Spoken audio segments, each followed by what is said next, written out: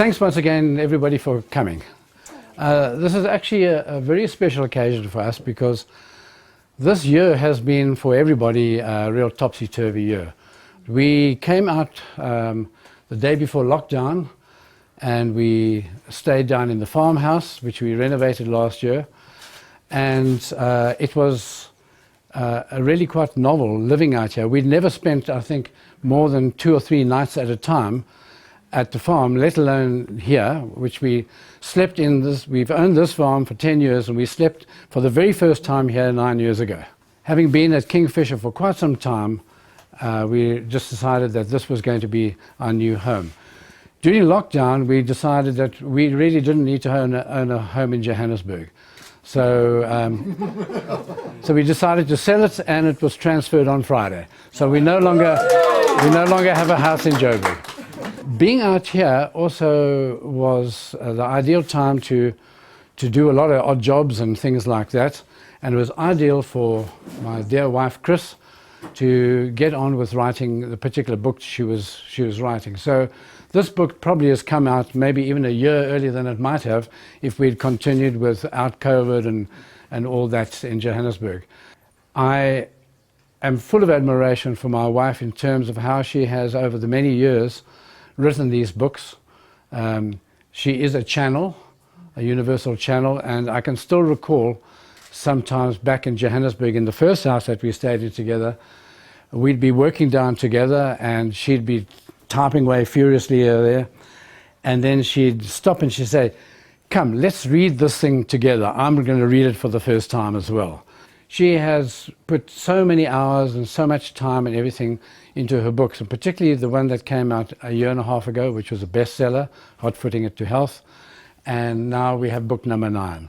This is the second book that she is self-publishing because Hodder and Stoughton in London, who did the first 7 books, said they didn't want her to do an e-book, and they released her from the contract. So number 8 in this one is now self-published, and she has confidently gone forward with a fantastic editor, Philippa, a really good illustrator, Greg for the cover and that, and of course with our 2 very relatively new friends, Naomi and Dave, who have been fantastic in what they've done. They did a video together for Kingfisher Farm, but I think it's time now to introduce you once again to my wonderful wife, Chris, who has done a great job with this book. Thank you.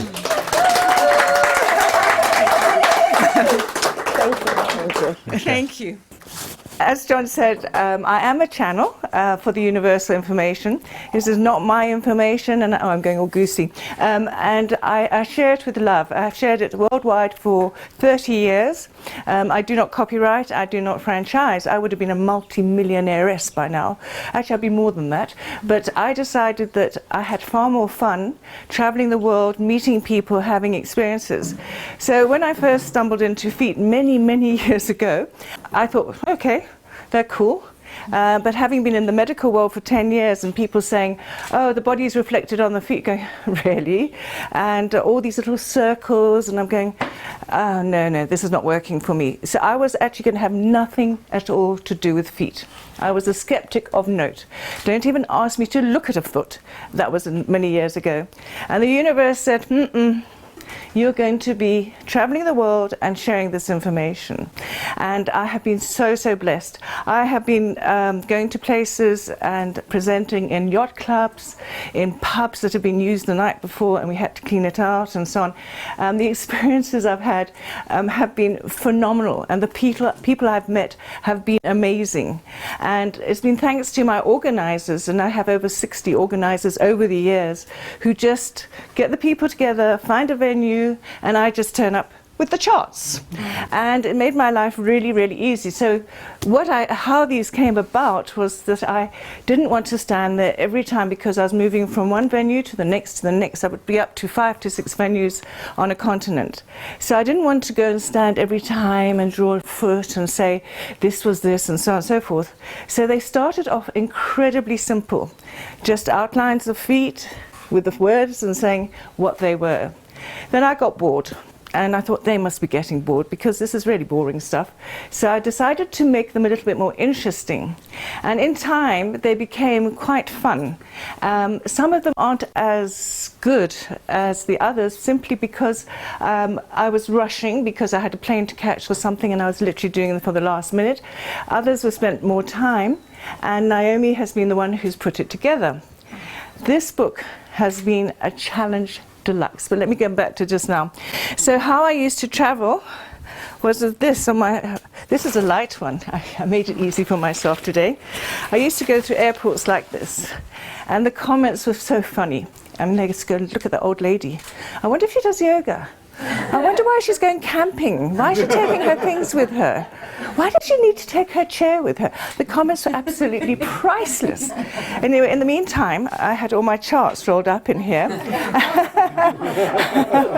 And there was such an easy way to go from venue to venue. I would roll them up, get on the plane, and go to the next venue, unroll them, present, roll them up, and so on and so forth. So in time, what actually happened, as I say, these charts evolved, and I channel through, and they have been my constant travel companions. I don't care if I haven't got my suitcase, as long as I've got my charts, because then I can actually present the information. So they are my cue cards, as I say, and my travel companions. So how did they all come about, the books? Well, as I said, I was a skeptic. So the books, when Judy Finch said to me many, many years ago, she said, "You'll be writing books." Now, I'd only just stepped into reflexology, and I'm going, but what about? I mean, I don't know what I'm going to write about. She said, "You'll be writing a series of books," and I'm going, "You're right." And now, of course, the 9th book, and I've got another 3 on the go. So this, All in the Feet, was the latest one. Now, as you can see, I've also, as I've gone around the world, used various things to hang. Because you say, okay, I'd like a white flip chart. You haven't any idea how different white flip charts are around the world. And some have hooks and don't have hooks and so on. So I've been using coat hangers, sellotape, clothes pegs, you name it, I've tried everything. To just, even trestle tables on the side. Life is an adventure. You know, why have it easy when you can have a bit of a challenge on the way? So this book, I decided, was All in the Feet. It's a very similar diagram to Hot Footing It to Health. And the people complained that there weren't any pictures in Hot Footing to Health. It wasn't meant to have pictures. So this is full of pictures. So what I'm going to share with you, the whole idea when I did these charts was that people had their own story. You know, none of us are the same, thank goodness. And we've all had incredibly different experiences. I was brought up in Kenya. I had a fantastic childhood, climbed Mount Kilimanjaro just for the fun of it, Mount Kenya for the fun of it. And that was the sort of life I had. Not many people have that sort of upbringing. So I was very privileged. My mum was the secretary to the governor of Kenya. My dad was a very well-known businessman. And I was just a hooligan. And I love being a hooligan. So again, when I travel the world, I realize how different our cultures are, number one, but basically we are the same. We're all human. There's some aspect, because people say, what about people in China? What about people in Japan? They have feelings. They think. They do exactly what we do. But their stories are different. Now, when we go to a doctor, he wants to have our medical history. The word history, high story. I love looking at words and seeing what else they are saying to us. And so high story is getting the story for myself. Now when I look at feet and read feet, because they are amazing, that they have everything that has left an impression on the soul is reflected onto the souls. So they're absolutely fantastic. But I don't know the story, but I use the feet as clues as to what are the questions to ask, what are going to be pertinent to this person. And these charts are also, because some of my groups can be pretty large, is to help the person find their own story. So you'll find in the book that there's no, this is how you do it, and you've got to do this, and this is right, and this is wrong. Shakespeare said all those years ago, nothing is good, nothing is bad, only thinking maketh it so. So when I decided to do the book, I took all the originals out because I needed to sort them. And then we decided, as John said, to sell the house in Rivonia. And the estate agent said to me, put all your valuables away. Now guess what my valuables were? Straight away, all the charts were rolled up and put in an African bag and put into a cellar, which was our storeroom. No problem. Then we had an African storm. And then, of course, what happened was the roof fell in. And where did the water go, I wonder? Right into the bag that I hadn't zipped, because I didn't expect anything like that. So you'll see how much some of the charts were actually damaged. And that is why I had to have my beautiful Naomi, who's running around, to start sorting them out. So we had planned just before lockdown that Naomi would come, take pictures of all these, and then she would do them up and make them look, presentable again. So what happened? Lockdown happened. And so what was the first thing in the car again? The charts. So Naomi was going to come around, and then lockdown came, and then we rushed out here with 2 loads of car loads, and I had a whole lot of scanned charts on discs. What did I do? I left them behind. So Belinda, my neighbour, I said, Belinda, help! I think I left them outside under the cushion. And she found them. So I was all that lockdown without those particular scans. Then we had a few challenges with the internet here. So when I was editing, I'd wake up, and I love Philippa, my editor. She works in the night time, and boy does she get me going at night time as well. 3 o'clock in the morning, she's sending messages and so on. But it's great because that's the time when you get a lot of writing done. So I was doing my editing, and guess what? It wasn't being saved because we had no signal. So now I was losing I'm not doing this book, I am not touching this book anymore. And then them upstairs say, ha ha ha. And then they said, carry on, carry on. Now these are the originals that I managed to save, so you'll see some watermarks on them. I've got over 1,000 charts, and my next book will have a next lot of charts.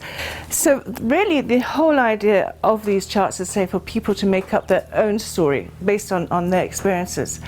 But we come into this world, we're given the gift of life, and it's up to us to make the most of it. We write our own scripts, we act out our own emotions, we do everything ourselves. The thing the universe is interested in is when you get to the end of our lives and say, oh, I had a great time, are people going to say, they could have done so much more with their life? Or are they going to say, wow, they lived the best of life. I mean, what an amazing adventure their life was. What are people actually going to say when we leave here? So for me, I see it, we have this universal spotlight. Every cell in our body is the audience of our life. They are participating in our life. So they are picking up our energy, our thoughts, our feelings, etc. And they are acting and reacting the same way as we are. So whatever we do, our cells do. So we whinge, they whinge, etc., etc. This is Fred. He travelled the whole world with me several times, and he got very, very wet. So he has been washed out quite a lot, but he's great in so much that he helped me to share with people how our thoughts obviously are the seeds of our body, and how our hands and our feet help us to put our thoughts into actions. Now, bearing in mind that I'm talking mainly to people who are practitioners, they obviously need to understand when somebody comes and says, I've got a hand pain or I've got a foot pain. What is the story? Where is it coming from? It's our thoughts. How are we handling our thoughts? How are we getting ahead with our thoughts? Then our expressive areas is our neck and our shoulder. As you can see, when we get anxious, we tend to do this, particularly with all the shoulds, when we should have, shouldn't do, and so on and so forth. And those are also reflected in the wrists and the ankles. So people with wrist and ankle issues are very much, I should have done, or I shouldn't have done, or they should do, or they shouldn't do. No right, no wrong. This is particularly for understanding. And interesting enough, our feet are underneath us and we stand on them, and they give us incredible understanding. Then we have, when we are going through stuff, I've done it a bit today, breathing. And that breathing, of course, is linked to our emotions and our eyes. Whatever we see affects how we breathe. Oh, look at that amazing scene. oh, look, Mrs. Brown's coming, I don't want to see her. And see how it affects our breath straight away. And also it affects the lower arm and the lower half of the lower legs. So then we've got the digestive area, the upper digestive tract, and that is all to do with what we are doing. That's why people can't stomach things sometimes. Oh, I can't stomach. Kiddies say, I have a headache in my stomach. But in fact, it's they're picking up their mother. Her mother's not coping. And any aching in the body is aching to get ahead, move on. So headaches, for example, aching to get ahead, as I say, in the stomach, aching to get on and do things maybe differently. I don't know. It's the individual story. They have to fill in the blanks. Then we have the lower digestive tract, the colon, which is very much to do with the give and take in our relationships and communications. So, and that's very much to do with water. So each has got colours, each has got elements. And then finally we have our jawline and the pelvic area, which is all to do with family and security. Now these are also linked to toes, which makes it quite interesting. So Fred has a lot more to say, but that's just in a nutshell. And we've heard so much about the virus. The thing is, nobody and nothing can harm us unless we allow them to do. And the things that really affect us the most, fear. Fear is the one thing that will lower the immunity straight away. It makes us vulnerable. It's also our beliefs systems and our memories. Those are the three things that make us sick. And when we can stop blaming the outside world, which I'll talk about just now, and go within ourselves and realize what we are doing to ourselves and what has been done by the media to create this incredible fear to make people helpless, then we can start saying, okay, what can I do about it? And I have a lovely friend on the other side, Kath, and she used to say, feel easy and relax. Fear. Feel easy and relax. It is so empowering just to say that every time we are fearful, because as you can see, fear brings out so much of the worst within us. We are all capable of it, and the great thing is we chose to be human. And in choosing to be human, we also chose to go through amazing life experiences and learn more about getting better about ourselves. So we can go from being a beautiful person to being an absolute horrible person. We're all capable of that. Hello, Zanzi. So basically, again, fear is one of the things that really traumatizes the body. Because remember, the cells are reacting according to what we feed it. So a lot of people fear dis-ease. Dis-ease is uneasiness within that comes from, again, these fears, these belief systems, and it really needs to be treated better. When we understand what we are doing to ourselves and causing the disease, then we can find the solution. If we're always looking outside, we'll never find it. So be nice to your body. And when it's unhappy, listen to it. And we have choices. We can either succumb and be a victim and make our life a misery, or we can overcome it and become the victor. Won't go into that anymore, but it's a choice that we all have. And then what's the problem? We have a lot of allergies on this planet. And when it comes to allergies or dis-ease, what is the problem? Is it the thought of something? Because that's going to affect the head and the hands and the feet. Is it the smell of something? That's going to affect the digestive tract. Is it the sight of something? Affect the chest area, and so on. So can you see how our senses are now feeding the body, and it's also feeding the ease and the dis-ease. So it's up to us to work it out. And of course, we think on our feet.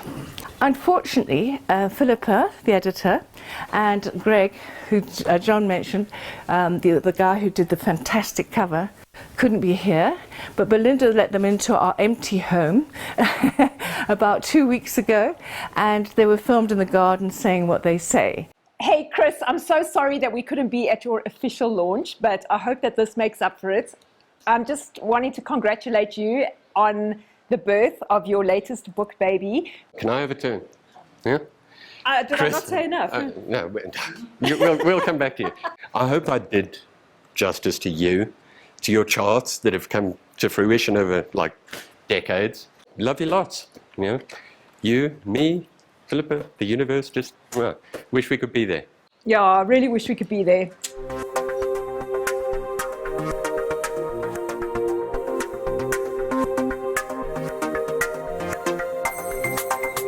So Naomi, this lady really put up with a lot.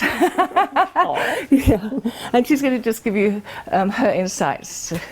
Thank you. Yes, thank you. Isn't that amazing? Oh, thank you. Thank you. It has been an incredible privilege and pleasure to assist Chris in my portion of the book, which was really to take her scanned images and edit those, which I did on Photoshop. We do photography and video. And it was a particular pleasure because it happened during lockdown. And so, as I've shared with Chris, I know it was quite topsy-turvy for you, but actually for me, it was an incredibly peaceful period because I spent many, many hours and days and weeks editing these beautiful charts. And it was actually such a gorgeous experience because, as you can see, there's so much in every one that obviously Chris hasn't had time to share now, but she does in her book. And it was like being steeped in this universal wisdom and beauty and fun and funkiness, because there's so much humor, in each of these also. So that was my experience for weeks during hard lockdown, was just joy, actually. And so, Chris, thank you. So I said I wasn't going to cry,